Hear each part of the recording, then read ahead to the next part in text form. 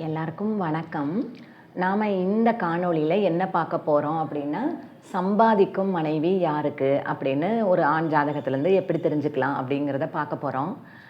பண்டைய காலங்கள்ல எல்லாம் பார்த்திங்கன்னா, நல்ல வீடுகள்லே எல்லா வசதியும் ஓரளவுக்கு சொந்த வீடு இருக்கும், விளை நிலம் இருக்கும், கொஞ்சம் கொஞ்சம் சம்பாரித்தா போதும் அப்படி வாழ்ந்திருக்காங்க. அவங்க விவசாயம் அது மாதிரிலாம் பண்ணிட்டு.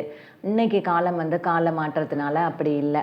ஆண் பெண் 2 பேருமே வேலைக்கு போகிறாங்க, 2 பேருமே சம்பாதிக்கிறாங்க. பெண்ணுமே ஆணுக்கு இணையாக சம்பாதிக்கிறாங்க, சொல்லப்போனால் கூட கூட சம்பாதிக்கிறாங்க.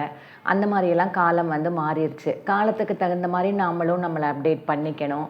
ஆண் ஒரு மனைவிக்கு உதவியாக வீட்டு வேலைகள்லாம் செய்கிறாங்க. ஒன்றும் தப்பு இல்லை. அவங்களும் உத்தியோகத்துக்கு போயிட்டு வீட்லேயும் வேலை பார்க்கணும் அப்படின்னா பகிர்ந்துக்கிறது ஒன்றும் தப்பு இல்லை.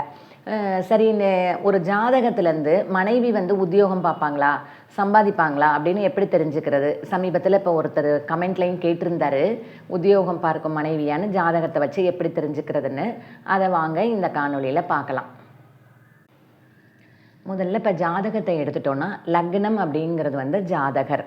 லக்னத்துக்கு 7ஆம் பாவம் அப்படிங்கிறது தான் களத்திரம். இப்போ இது ரிஷப லக்னம் அப்படின்னா 7ஆம் பாவம் எது? விருச்சிக வீடு. அதுதான் களத்திர பாவம். 7 அப்படிங்கிறது கணவனோ மனைவியோ. இப்போ இது ஆண் ஜாதகன்னு வச்சுட்டா 7ஆம் இடம் அப்படிங்கிறது மனைவியை குறிக்கக்கூடிய இடம். இப்போ மனைவி சம்பாதிப்பாங்களா, மனைவி உத்தியோகம் பார்த்து சம்பாதிப்பாங்களா அப்படின்னு எப்படி பார்க்குறது? இப்போ நாடி ஜோதிடத்துலலாம் லக்னமெல்லாம் கிடையாது. அவங்க கிரக சேர்க்கையை வச்சு பார்ப்பாங்க. சுக்கிரன் அப்படின்னா மனைவி, சுக்கிரனோட சனி சேர்ந்திருந்தா மனைவியினால் வருமானம், உத்தியோகத்துக்கு போகிற மனைவி அப்படின்னு சொல்லுவாங்க கிரக சேர்க்கையை வச்சு. நம்ம இப்போ ஜாதகத்தில் 7ஆம் பாவத்தை வச்சு அந்த 7க்கு 10ஆம் இடம் எப்படி இருக்குது? இப்போ 10ஆம் இடம் அப்படிங்கிறது ஜீவனம் அப்படிங்கிறது. இப்போ 7 அப்படின்னா களத்திரம், அந்த 7க்கு 10 அப்படின்னா அது ஜாதகருக்கு 4ஆம் இடமாக வரும். இந்த 4ஆம் இடமாக வரும். அந்த 4ஆம் இடம் வலுத்திருக்கா? 4ஆம் இடம் வலுத்தா அவங்களுக்கு அதாவது லக்னத்துக்கு 4ஆம் இடம், அது மனைவிக்கு 10ஆம் இடம். அப்போ அது வலுத்தா அவங்களுக்கு மனைவியின் மூலம் வருமானம் அப்படின்னு எடுத்துக்கலாம். இப்போ நம்ம எந்த ஸ்தானங்களை பார்க்கணும் அப்படின்னா, இப்போ இந்த 7ஆம் அதிபதி எங்கே இருக்காரு அப்படின்னு பார்க்கலாம். இந்த 7ஆம் அதிபதி அதாவது களத்திரஸ்தான அதிபதி தனஸ்தானம் அப்படிங்கிற 2ஆம் இடத்துல இருந்தால் மனைவியின் மூலம் வருமானம் அப்படின்னும் எடுத்துக்கலாம்.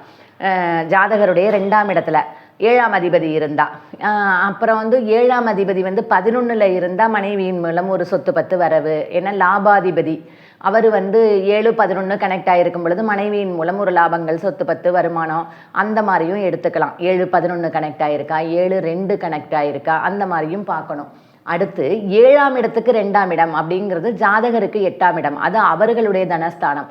அது எப்படி இருக்குது? 8ஆம் இடம் வலுத்திருந்தாலும் ஜாதகருக்கு மனைவியின் மூலம் வருமானம். அப்புறம் 7க்கு 6ஆம் இடம், அதாவது 7க்கு 6ஆம் இடம் அப்படிங்கிறது ஜாதகருக்கு 12ஆம் இடமாக வரும். அந்த மாதிரி பார்க்கணும். அந்த 12ஆம் இடம் எப்படி இருக்குது? அவங்களோட உத்தியோகஸ்தானம், களத்திரத்துக்கு உத்தியோகஸ்தானம். இந்த மாதிரி நாம் ஜாதகத்தை ஆய்வு செய்து 7ஆம் இடம் அப்படிங்கிற களத்திரத்துக்கு அவங்களோட உத்தியோகஸ்தானம், அதாவது ஜாதகருடைய 12ஆம் இடம், ஜாதகருடைய 8ஆம் இடம், ஜாதகருடைய 4ஆம் இடம், அதெல்லாம் எப்படி இருக்குன்னு பார்க்கணும். ஜாதகருடைய 7க்கும் 2க்கும் கனெக்ஷன் இருக்கா, 7க்கும் 11க்கும் கனெக்ஷன் இருக்கா அப்படின்லாம் பார்க்கணும். இந்த சுக்கிரனும் சனியும் சேர்ந்து இருந்தாலும் ஜாதகருக்கு மனைவி வந்த பின் செல்வ வளம் அப்படின்னு எடுத்துக்கலாம். ஆஃப்டர் மேரேஜ் அவங்க நல்லா இருப்பாங்க, மனைவினால் உத்தியோகம் பார்ப்பாங்க, வருமானம் இருக்கும், அந்த மாதிரியும் தெரிஞ்சுக்கலாம். சிலர்லாம் வீட்டோட மாப்பிள்ளையாகவே இருப்பாங்க, மனைவி வீட்டிலே இருப்பாங்க. அவங்க மாமனாருக்கு ஒரே ஒரு பெண் குழந்தை இருக்கலாம், அவங்களுடைய சொத்து பற்றி எல்லாத்தையுமே இந்த மருமகனுக்கு கொடுக்கலாம். அந்த மாதிரியெல்லாம் நம்ம பார்க்கணும் அப்படின்னா அது 8ஆம் இடம். 8ஆம் இடம் தான் அந்த மாதிரி வீட்டோட மாப்பிள்ளை அந்த மாதிரி இதெல்லாம் இருக்கிறது. 8ஆம் இடம் வலுத்து இருக்கிறது. இந்த மாதிரி ஜாதகத்தை வச்சு நீங்களே பார்த்து தெரிஞ்சுக்கலாம். லக்னம் அப்படிங்கிறது ஜாதகர், 7 அப்படிங்கிறது களத்திரம். அந்த களத்திரத்துடைய உத்தியோகஸ்தானம், ஜீவனஸ்தானம், அவங்களுடைய தனஸ்தானம் அதெல்லாம் எப்படி இருக்குன்னு பார்த்து அதெல்லாம் வலுத்து இருந்துச்சு, ஆட்சி உச்சம் பெற்ற கிரகங்கள், திக்பலம் பெற்ற கிரகங்கள் அப்படியெல்லாம் இருக்கிற பட்சம் அவங்களுக்கு மனைவியினால் உத்தியோகத்தினால வருமானம் அப்படின்னு தெரிஞ்சுக்கலாம். இப்போ உங்களுக்கு புரிஞ்சிருக்கும்னு நினைக்கிறேன். இந்த பதிவு உங்களுக்கு பிடிச்சிருந்தால் லைக் பண்ணுங்கள், ஷேர் பண்ணுங்கள், கமெண்ட் பண்ணுங்கள். மறக்காமல் என்னோடய சேனலை சப்ஸ்கிரைப் பண்ணுங்கள். தேங்க்யூ.